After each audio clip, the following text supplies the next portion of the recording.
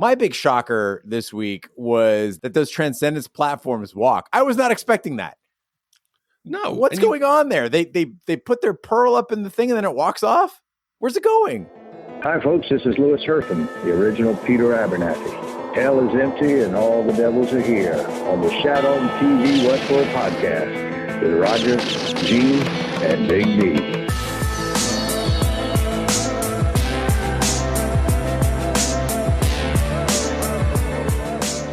Welcome back to Shat on TV Westworld, the unofficial podcast companion piece to the hit HBO series Westworld. I am one of your hosts, Gene Lyons, and alongside me is my co-host, Big D, Dick Ebert.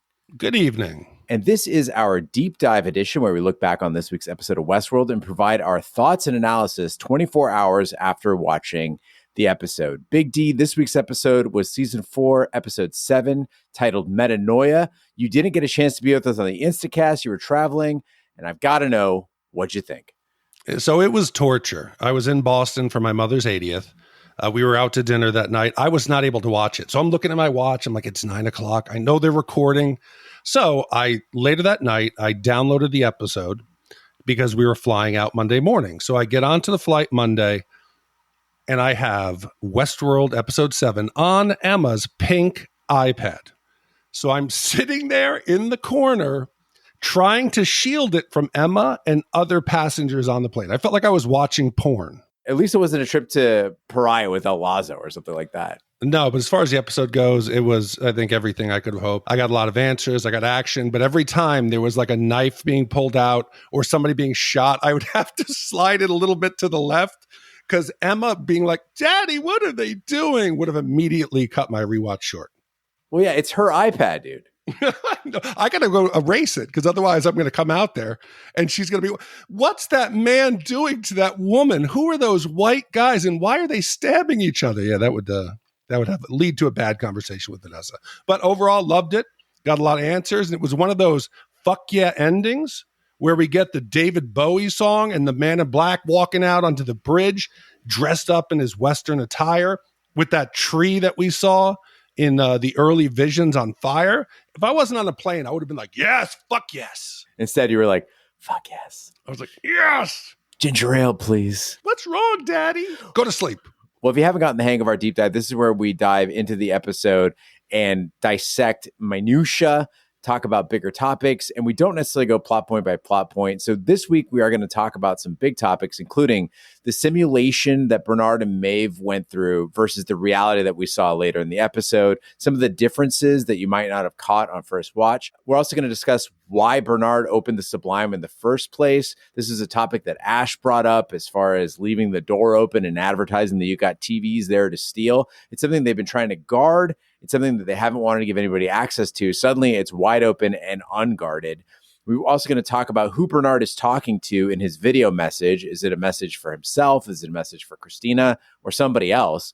We're going to talk about that amazing dialogue between the host man in black and William, and also the big reveal we got at the end of the episode.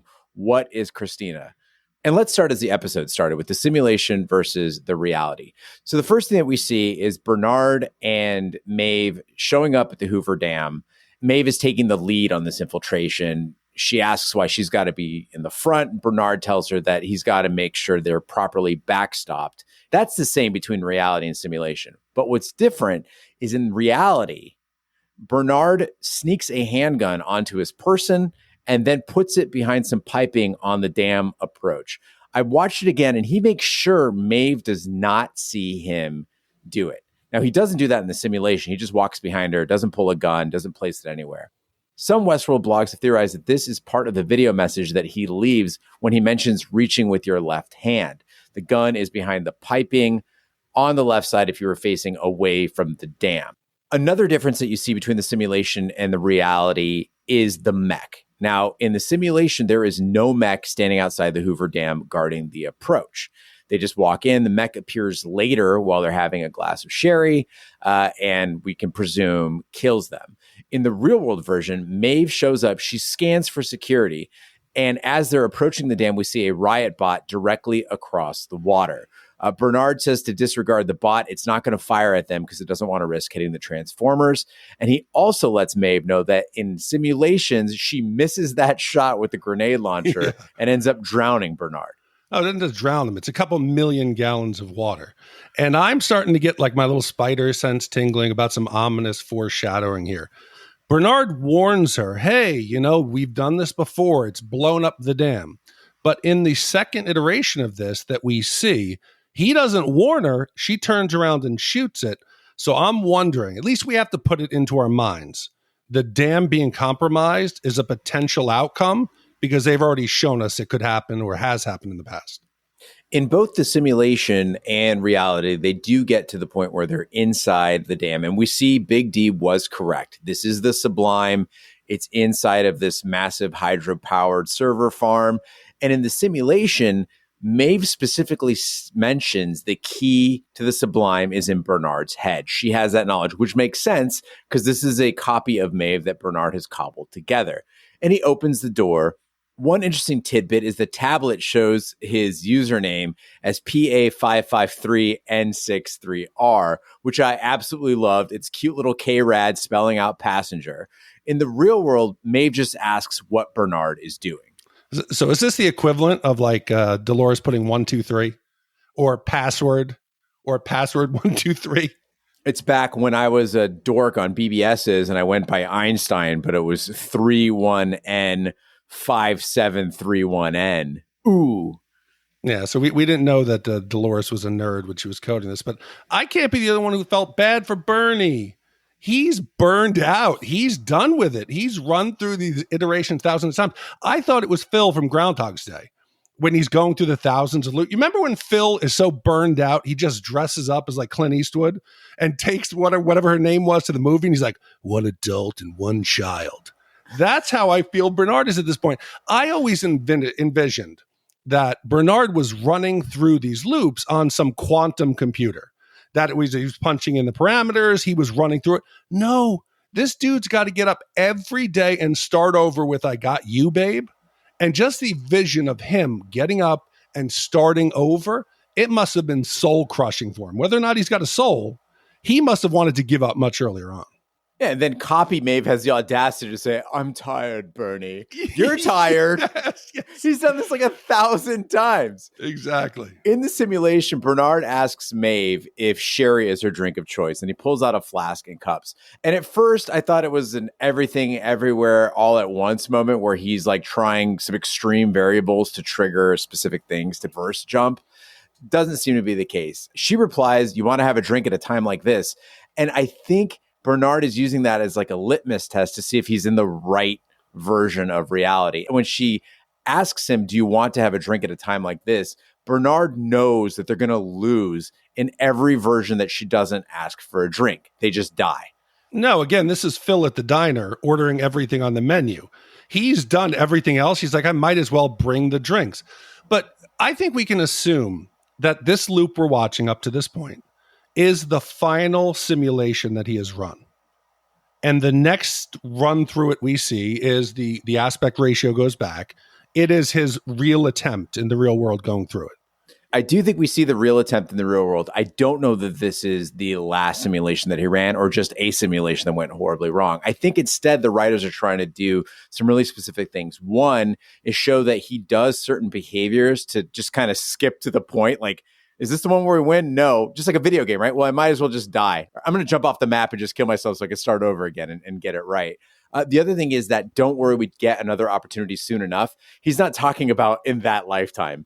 He's talking about we'll get another opportunity in the next iteration of this. Yeah, because I was trying to dissect what it was that could have happened that triggered a change in him. And the only thing I could really take away from the conversation was she said, you're acting like a god. You expect us to give you ultimate faith, but you don't give it to us. And that maybe it triggered in his head for the first time. I don't know the outcome, but I have to have faith in you that you're going to do the right thing. And speaking of the outcome, in the simulation, Bernard says every time he tries it, the simulation yields extinction for both humans and hosts. So his bid to save the world might strictly be a bid to save some intelligent life form. So we've been positioning this whole season, maybe even this whole series, as a question of humans or hosts? And Bernard has to choose. Do I save humans or do I save hosts? That might not be the question at all. It might not be a question of humans versus hosts, but rather humans versus nothing or hosts versus nothing. And that's a different question, right? He might not have an affinity for humans, but if he knows that humans can continue to exist or nothing, then maybe he chooses humans because he knows there is no path for the hosts. Yeah, it totally changes his equation, but we get a major reveal during this discussion. Maeve is not based off of the real Maeve. This is Maeve that is a rough estimation of the original host. And I was just shocked. I've always been assumed that Bernard's predictive models for the future were based on quality data. And Gene, I know you work with computers. Ash is a big mathematician. You all know garbage in, garbage out. It's the belief that when you're working with a large numerical system, if you put shit data in, you're going to get shit data out. So the fact that he has not even a fairly accurate version of Maeve that he's basing all of these exponential possibilities on, the outcome makes it even more questionable. And I'm surprised. I know it's a show and you need Tandy Way Newton in the show, but otherwise he would have been smarter to remove her from the equation to get a more accurate prediction or modeling of the future. I think, though, the only things he wanted to answer with this simulation was, one, does Maeve need to be there? And two, do I need to lie to her? Which he finds out, yes, because Bernard tells simulation Maeve he could find her in the real world and upload her to the Sublime with the other hosts and reunite her with her daughter. And simulation Maeve says, then do it.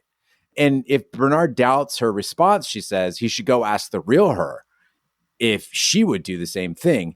But she also says that she would abandon him in the real world if real world Maeve knew the truth about the situation, which is a fact. We know that because in the real world, Maeve finds out too late to do anything different. And so she goes along with the fighting. And this is how Bernard knows not to tell real world Maeve everything. Instead, he lies and tells her that by getting to the tower, they can stop Hale and save the humans. And Maeve responds, and I can set them free just as I set myself free. It's an incredibly intelligent way for the show to illustrate for us how Bernard pieces the right choices together in the real world storyline we're watching. So we assume that he just goes through iteration, observes, and then sees, okay, cool, this is the right path. But instead, he's actually testing out different variables, right? Do I tell her? Do I not tell her? How will she react? How will she not react? And he finds out from simulation Maeve that if he were to tell real Maeve what the score is, she would never go along with it, that he has to lie to her until a certain point. Yeah, and then he finally does tell her, and to his surprise, and she stays. And I think that was the key turning point. But so now we've had this scene at the dam, and Bernard logs in with his passenger password, and he opens up the big rip in reality, which is the door, the gate into the Sublime. And if we just go back so people can remember what this was. So Ford created the Sublime as this virtual Garden of Eden that the host could enter, they would lose their body, and they would be protected from humans. So the gate that was the way that people could get into this was stored within Bernard's head. Dolores wanted to keep any chance that somebody could fuck with it, whether somebody could access the data, they could hack it. She did everything she could to protect it. Sirach, Rehoboam, they all wanted the data, and they put it into Bernard for safekeeping. And we learned this episode that Hale herself had bought the dam not to hack it, but to protect it. She wanted to make sure that nobody could access it. So the fact that Bernard just opens the door wide open, closes his little iPad, and decides to walk away, I only see two possible basic big bucket options. One, you're going to let the physical hosts enter into the Sublime, like we've seen that before, or somehow they're going to let the virtual host consciousness out and into the physical world.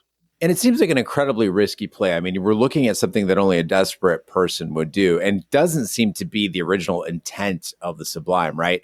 It's leaving it wide open for something to happen. So it's definitely an invitation, but for whom remains to be seen.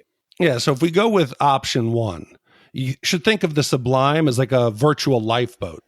Any hosts that are out there have the option. They can go in there, they can be safe, because the man in black, he's going to burn the world to the ground. He's doing his final game of survival of fittest. So that's option one, virtual lifeboat. Two is a little further of a stretch. So if we think that once the world's destroyed, all the virtual hosts are safe in the valley beyond, maybe there's a chance they can re-enter the physical world. So we've never seen this before, but it would give them the ability to start anew. And I think Hale in this episode, she lays the groundwork on how this could be possible. So Bernard says confidently, he's not sure of a lot of things, but he's confident there's no way to save this world. Everyone here will die, but we can save a tiny part. So for the Sublime and the hosts within to survive, there has to be some way that they can re-enter the world and do some necessary maintenance. And I was questioning this for a minute, thinking, okay, well, why open it now? In a sense, wouldn't it make sense for all the shit to go down and then you open the door? But it's very clear that the paths Bernard has examined, he ends up dying. It's a necessary part of things. So he can't simultaneously die and be around to open the gate. So maybe that's the whole reason, right? Is that he has to do it in this specific sequence, but it's a very risky play again. So Gene, you know, I'm a huge fan of Discovery Channel and the History Channel. They have a series called Life After People, where they show what the world would look like and how quickly it would be overtaken by the natural physical world if humans disappeared. One of the monuments that they covered was the Hoover Dam. So after 1 year without human intervention, the generators in the dams would start to dry up. There's a muscle that actually multiplies and grows within the pipes that cool the motors and the turbines. This would eventually get blocked to the point that the generators would overheat and shut down. That's 1 year. And without any active generators, no water moving through the dam, not only would there be no power, but the Colorado River would start to run dry. It would fill up on the other side of the dam, and then it would rise over the top. So you need to have somebody there to keep the power on, or the valley beyond could theoretically just disappear. I mean, I would hope by like 2080, they've solved the muscle issue, like gotten rid of them at a point. They're not just sitting there doing the thing they do now, which is like scraping them off of everything. I would like to think that Dolores would pick a better. I mean, listen, maybe she doesn't know a lot about muscles, right? I mean, she's living in Westworld her whole life. She might not know this is a terrible place to be sending. Yeah, why don't you have like something that's nuclear powered? That would make a lot more sense, right? Yeah, I don't think nuclear power is a better option than this. I think you need to keep the reactors stable. But here, let's just say that they don't have the mollusk clearing robots or the hosts that go down there and dig these out. You're going to need somebody to go out there and do some proactive maintenance. And how could you do that? So I've come up with a theory based on what Hale says in the same episode, because we know the show usually leads you to an answer a little bit before. Hale is talking with Caleb about how when hosts would break down in the park, they would be shipped into cold storage as empty bodies waiting to be reborn. And in the same episode, she talks about the humans who now have no story because Dolores or Christine had gone and removed all of their stories before she destroyed all of Olympiad's narrative department. So you've now got a stockpile of empty human bodies, quote, waiting to be reborn in storage that would be perfect vessels for a virtual host to someday re-enter into the physical world. Because I think that's the only hope, because we know they're in the same lifeboat together now, humans and hosts. So I think this at least gives us a blueprint for a way the show could write themselves out of this issue. Andrew Ray, if you're out there listening, you've already told us about how people can stand still for very long times, snakes, worms. If you could let us know about mussels and how we could eradicate them, we really appreciate it. And if anybody has any ideas about why Bernard opened this door, why it's left open, you can always email us, hosts@shatontv.com, or visit shatpod.com/TV and leave us a message on SpeakPipe. We'd love to hear your theories as to why the door is left open, what the ultimate plan is, and what Bernard is up to. And speaking of what Bernard's up to, we saw him leave a video message in this episode for someone. We don't know who it is. It could be a host of people. And I posted this up on Twitter as a Shat on TV poll, which, by the way, if you aren't following us on Twitter, please do. We tweet out polls and all of our episodes on Twitter as well.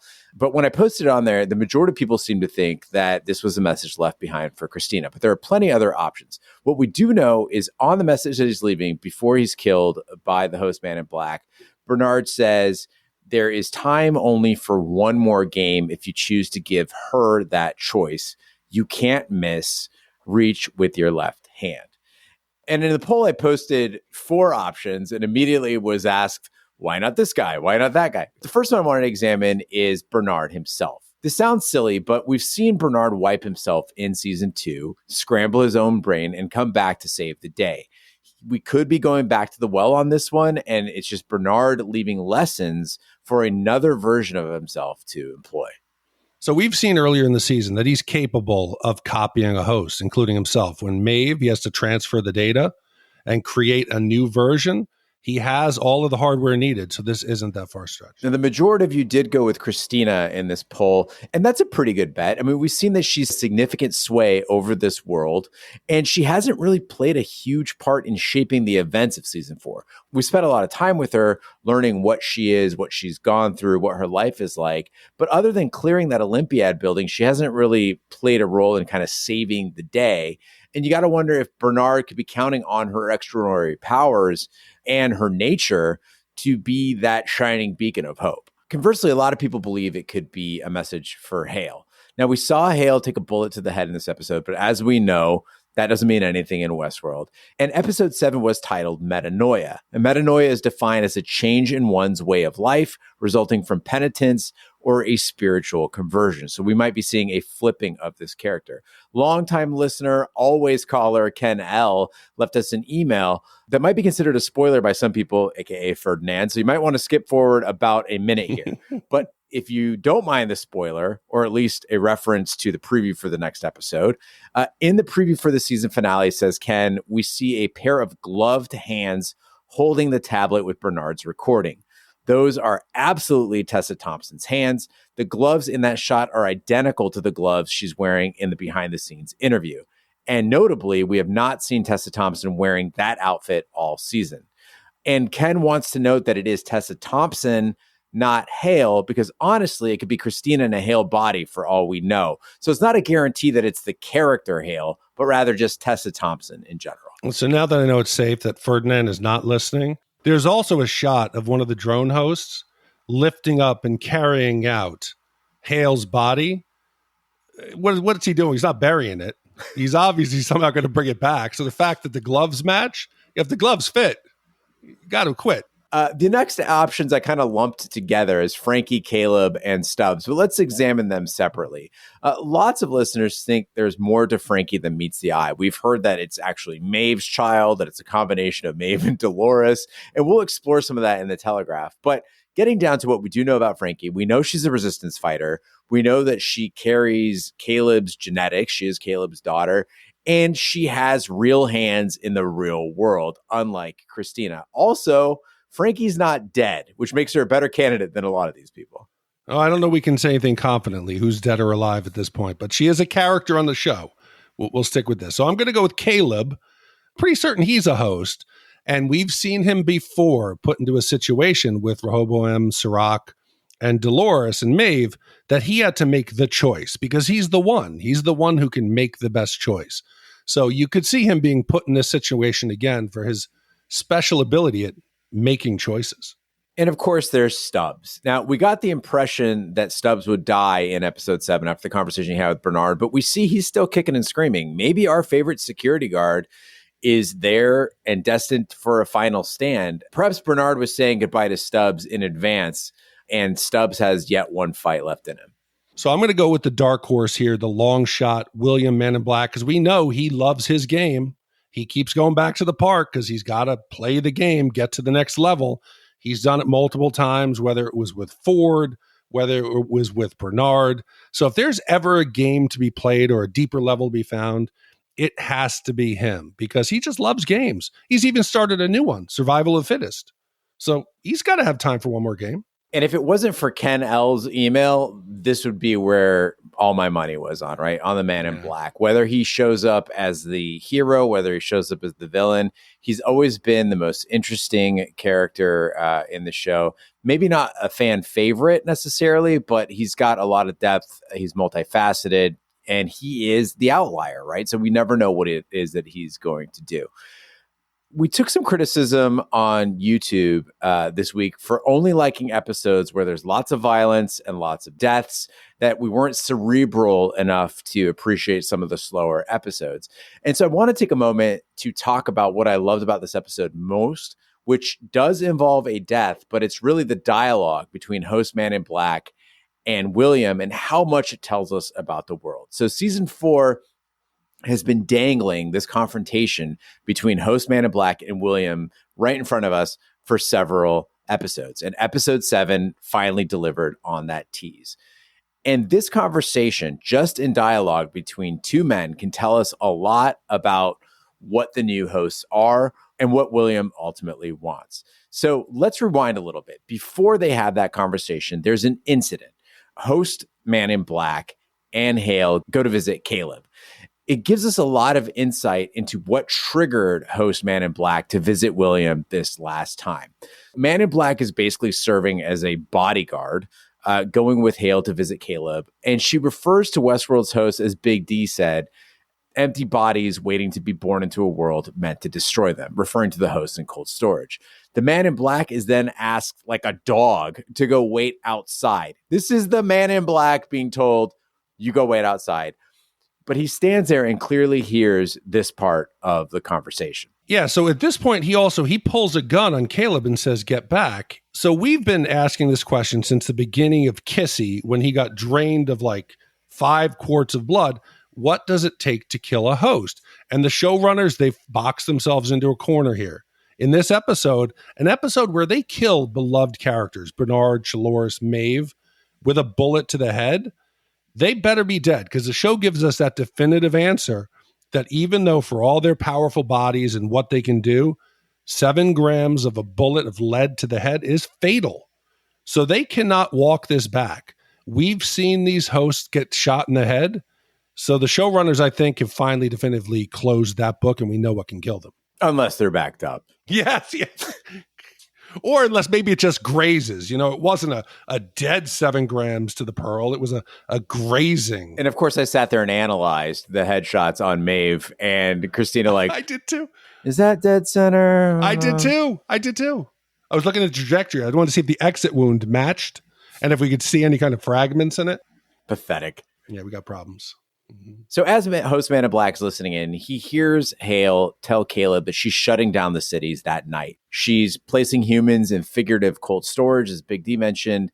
And Host Man in Black, he visibly flinches when he hears this. She then comes out and tells him that he has one day to preside over his city. So after that, the Host Man in Black goes down. He visits William. He unfreezes him. And he says, she wants to take my world away. And William responds, it's not your world, it's hers. And this answers why a Host Man in Black, who seemed concerned about his city being massacred, ultimately decides to do it himself. So if you think about it, he flinches when he hears the city is getting shut down and everyone's getting killed. But then he kind of has this change of heart, right, where he's no longer trying to protect the city. And it's that notion that this isn't his world, it's hers. What is he protecting? And then William goes on to provoke Host Man in Black by saying that Hale has neutered him and that the Host Man in Black has forgotten who he is and what his real purpose is. And we asked earlier in the season, what are the improvements that Hale made to this copy of William, right? Did she make him more battle-hardened? Did she make him more intelligent? Like, what is it that she did that she felt was an improvement over the original? And how much of the original William is in there? And it seems like the improvements that she made only served to make him more controllable and less erratic. And of course, William, being William, he wants to reverse all of that. And you almost see in the scene, it's like if you can imagine a father whose son was abducted from him, and he's searching for those parts of him that are in that son, almost trying to coax the genetics out of him. Yeah, and he tells him, he says, that little piece of me is in you. I can see it now growing like a cancer. Even if Man in Black host was never thinking of it, by him like almost incepting that into him, that little kernel will grow to the point where he thinks it was his own idea. Absolutely. And he pushes him mentally by going on with this analogy of when an atomic bomb comes along and knocks the electrons right out of your bones, what do you want? To know who you are, to know what it all means. Culture doesn't survive. Cockroaches do. The second we stopped being cockroaches, the species went extinct. This is William going back to his core belief of what humanity is and trying to, like you said, Big D, incept that upon host Man in Black. He's saying that intellect isn't the key to human survival. It's something much, much darker. It's that drive to survive at all costs that is the most human thing. And I think also we have to consider that Men in Black, or that William's motivation here, is to get put out of his misery.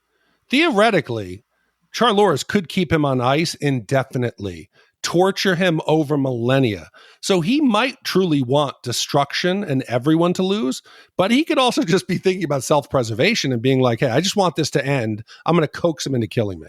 Although he's diagnosing what it is that makes humans human and calling it that drive to survive, he also knows it's imperfect. I mean, he knows that it's broken. Host Man in Black says he's not William, and William responds with, yeah, basically you are. You can't fix a few millennia of broken DNA with a hard drive, right? He's recognizing humans are flawed. And this matches perfectly with what we saw last season with Rehoboam's predictions and with Bernard's simulations, that human beings are destined to destroy themselves because a destroyer is what we are. And I think this season even reinforced that further. What has the Man in Black witnessed in his city?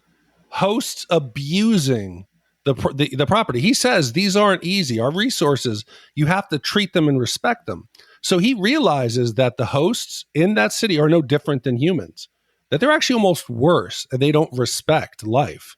So he's seeing every day what real William is telling him is actually fact and not an attempt to control him. And here's where it gets really smart, because this isn't just a conversation about Man in Black and William and humanity, but we're getting hints at Bernard's path. If we recognize that human nature is the problem and that eradicating consciousness tied to it is the solution, then the path forward could necessitate a cleansing of the code, so to speak, or as William puts it, pulling the plug on this whole goddamn world. To save humanity, to save the good parts, you have to actually destroy the world. It's not something to be avoided, but rather the path forward. But this is a question I have for you. Is that a physical world concept? Destroy, dominate? Would a virtual being want to destroy virtual enemy or virtual other entities? It doesn't affect them. We could live in our own world, peaceful, completely separated. We're not fighting over resources. We're not fighting over mates. We could live in our own little metaverse. Why do you think that they would be fighting here virtually? I think the point is the broken part of all of this is humans, right? Is the human code. And so how do you shed it completely? And I think what you'd have to do is, I mean, it's almost a purification of a new race, right? But what does that mean? How do you strip that all out? And like you said, Big D, even if you went into a virtual environment, the base code still has humans in it, right? As Teddy said, they were made kind of in the images of their creators. And so how does that work out? And that gets to that cancer notion that you pointed out, right? William tells host Man in Black that he has a piece of him inside of him. It's spreading like a cancer. And this is where the conversation comes full circle. William says, there's no version of me escaping this rig, but I don't have to because you are me.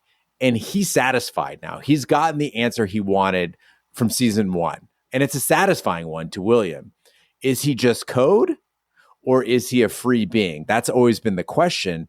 And he discovers that in his head, at least, he's a free being who can infect digital code itself because human code is an infection. And that seems satisfying to him. Now he's ready to die because he's got that answer.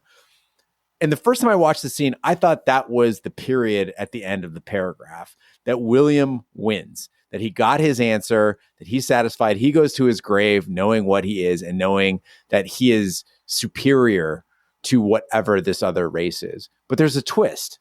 There's a twist I didn't catch on first watch that might explain what host Man in Black does next.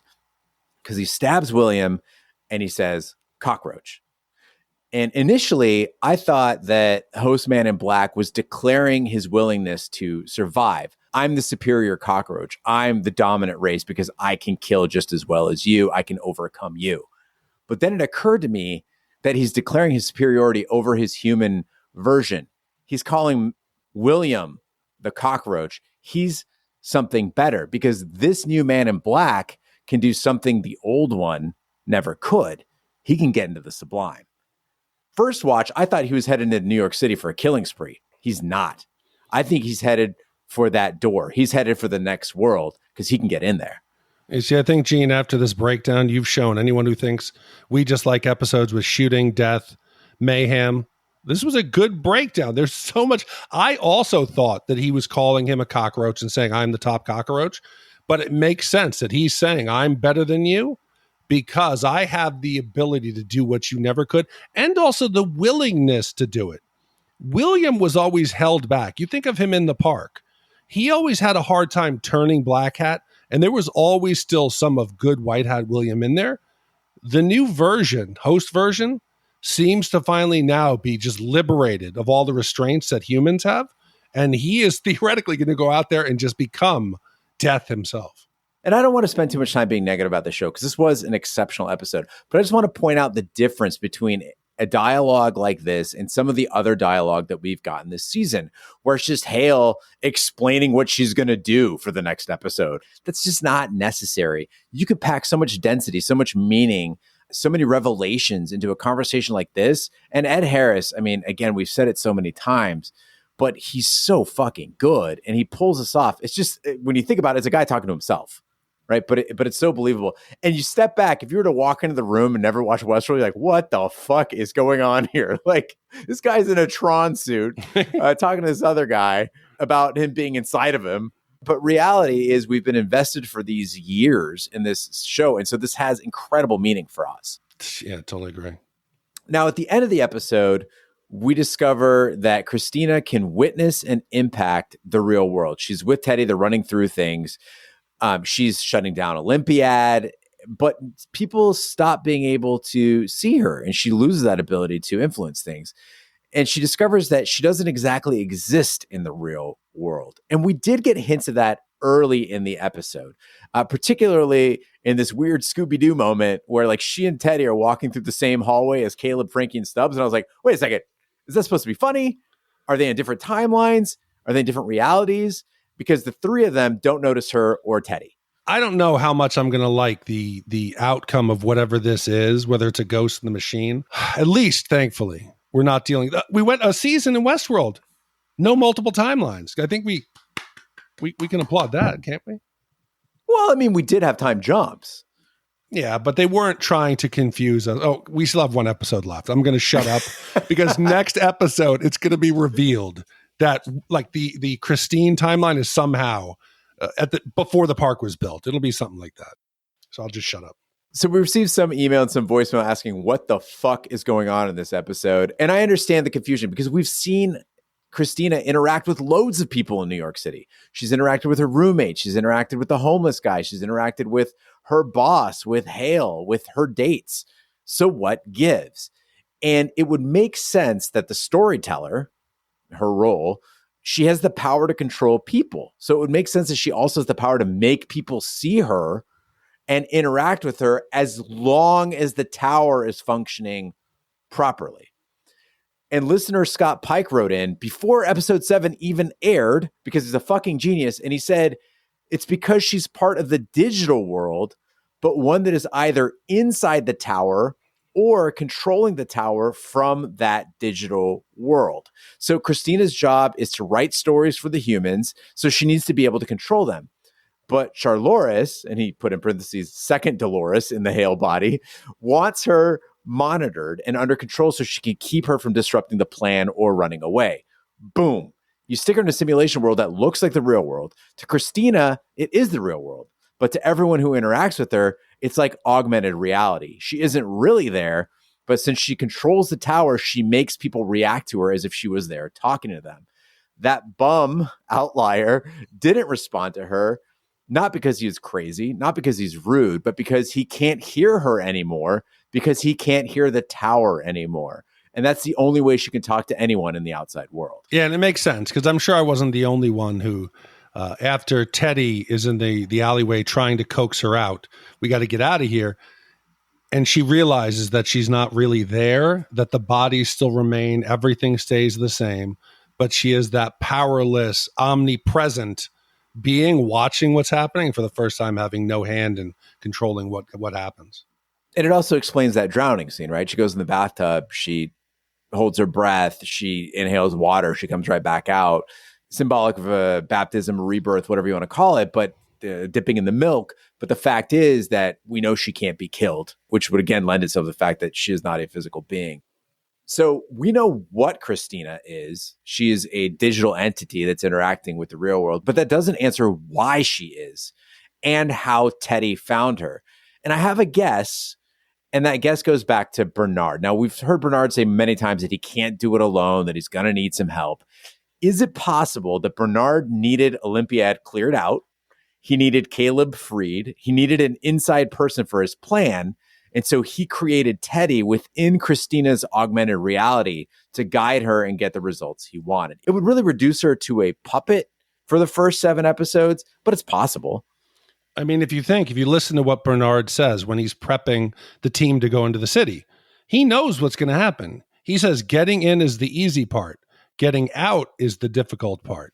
Even though he didn't tell them what exactly was going to happen, he knew that Dolores Christina was there and she was going to make it able to infiltrate easily. So once again, we're looking to you listeners to kind of answer those questions. Why does Christina exist? What is her role going forward? How did Teddy find her? Where did Teddy come from? We'd love to hear from you. You can email us, host@shatontv.com, or leave us a voicemail by going to shatpod.com/TV and using the SpeakPipe feature. We could use a lot of help here. So get those turned around by Wednesday so we can listen to them and get them into this week's Telegraph. Finally, we've got some odds and ends, just a couple of items that didn't really fit neatly into any of the other categories that we wanted to get through before we wrap up this episode. So for me, I want to start off with my thoughts on season 5.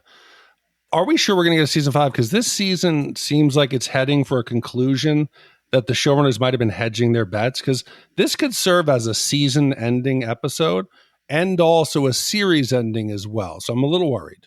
And you should be worried, Big D, because one of the things I just read about this week, which you probably already know about, is that merger, right, between Discovery Plus and HBO Max. They shelved Batgirl after pouring, I think, something like $70 million into it. There's a lot of speculation that HBO Max could be on its way out, which would have made a season 5 of Westworld more likely, because we've seen with shows like Raised by Wolves that even though something might not be the prestige that HBO deems worthy of being on its main platform, it could still find a life in streaming. And I could tell you that even if they were to do something like a 4 or 5 episode season 5 to wrap things up, scale it down, maybe we don't need big mech bots and electronic vertical takeoff and landing flyers. Maybe we could just get down to some core, season 1 drama. I would be okay with that. Yeah, and I think they just want to be safe in knowing that there's not an open end, because there was nothing worse than, I know fans of Deadwood like you, who had to suffer through just an ending to the show. If I could see this season ending in the Sublime, a virtual ending that's open-ended, which is a finale that you have to interpret on your own. If they do get season 5, great. If it's a reduced budget or some movie to close it off, they could do that. But I have to believe they're not going to leave this on a cliffhanger, that if season 5 doesn't come back, everyone's going to get pissed off. But another one I want to talk about here is remaining questions that I have for the final episode. When Bernard gets caught making a copy of C, and he says you have to wait to see how it's played out, it's complicated. It was his plan to make a copy of at least C. And this leads me to a crazy theory that I have. Early in the season, we saw host Jay. He gets exposed as the mole by one simple mistake. He tells C that she's like a sister to him. I got the exact same vibe when Bernard is having this emotional conversation with Stubbs, and he says, I want to thank you. You've been a good friend. Stubbs says, fuck you. Who are you kidding? He said, I've known you longer than anyone. This is not a comment that Bernard would ever make. So he replies, Bernard says to Stubbs, you know me so well. This is leading me, Crazy Town, to think that is not Bernard who gets shot in the tower. That is a copy of Bernard who did not know that him and Stubbs did not have a loving relationship. So you're saying it's a copy of Bernard? Yeah. So it still has Bernard's memories, thinks it's Bernard. Yeah, it's a Bernard that doesn't know how their relationship really is. That they're not good friends. That, yep, they've had a great road trip through, the New World and the park, but that they're not close enough, just like you wouldn't call somebody a brother or sister. It's a subtle difference, but the Bernard host says, "You know me so well," acknowledging that this is something he would never say. As a person surrounded by people who chronically think they're closer to me than they actually are, I'm going to chalk this up to just normal human interaction. Or host interaction. They're not humans. Aren't they, though? My big shocker this week was that those transcendence platforms walk. I was not expecting that. No. What's going on there? They put their pearl up in the thing and then it walks off? Where's it going? You complain about hosts being vulnerable to a headshot. There's no protection unless there's some force field we don't see. There better be attachable arms. Like I could get one that are tentacles, one that are like super long, like claws, maybe a saw. They have to be modular. And speaking of vulnerability, either Maeve is crazy strong or drone hosts have really weird anatomy. Because in this episode, she snaps the drone host's neck by pulling backward, which is like pretty much the hardest way to snap a neck. I mean, look at your neck. Feel your neck. Where are the muscles? They're on the fucking back. There's so many big muscles in the way. That's why, Steven Seagal's not going around ripping people's heads off backward. I mean, he could. He's Steven Seagal, but sideways, rotational. Come on, Maeve. And then my favorite what the fuck moment of the whole episode is when Christina goes into the Olympiad office. She goes to the narrative department. She's like, all right, everybody, wreck the place, delete everything. And I'm telling you, this whole thing happens in a span of like 15 seconds. A few people, they're like, beep, beep, beep. They're deleting their stories. There's two people that get real wild. They tear out their computers and like throw their chairs. In the background, one motherfucker has already set fire to his office within 15 seconds. Like he was ready for that shit. And I'm wondering, what was he burning? Was there a log there? Just a pile of oil? We talked about on Scarface, how when you're watching the Cuban riots in Miami, if you focus, just pick one random actor in the scene. You can see that they're all the extras are looking around to like, okay, smash keyboards. Okay, jump on table. When you watch it from afar and don't focus on the individual components, it's quite funny. Fucking extras being extra, man. And finally, we did get a bit of an answer, I think, in Hale's dialogue as to if there is a world outside of New York City, where she referenced cities, plural, multiple times and referred to New York City as the Man in Black's city. I do wonder if we'll get to see anything other than New York City and the desert, because I'm still very perplexed by the situation in the sense that Bernard and Stubbs were originally in that motel. They went to the diner out in the desert. So you got to assume there are people out there that live outside of cities. And I still think that's one of those things that Westworld hasn't quite answered for us. And I hope that in the final episode, we get a look at the world overall. And I hope it's something horrifying. And with that, we conclude this week's episode of Shat on TV Westworld Deep Dive. Be sure to follow us on social media and share with a friend. We're on Twitter, Snapchat, and Instagram at Shat on TV. On Facebook, just search for Shat on TV Podcast. The website is shatpod.com/TV, where you can use the SpeakPipe feature to leave us a voicemail up to 3 minutes. You can also email us, host@shatontv.com, wherever fine podcasts can be found, including Apple Podcasts, Google Play, Stitcher, Pandora, Spotify, and YouTube. Be sure to subscribe, and if you stop by Apple Podcasts, please leave a review. That helps the podcast grow. On behalf of my co-hosts, Big D and Ash, I'm Gene Lyons. Be sure to join us Friday for the Westworld Telegraph.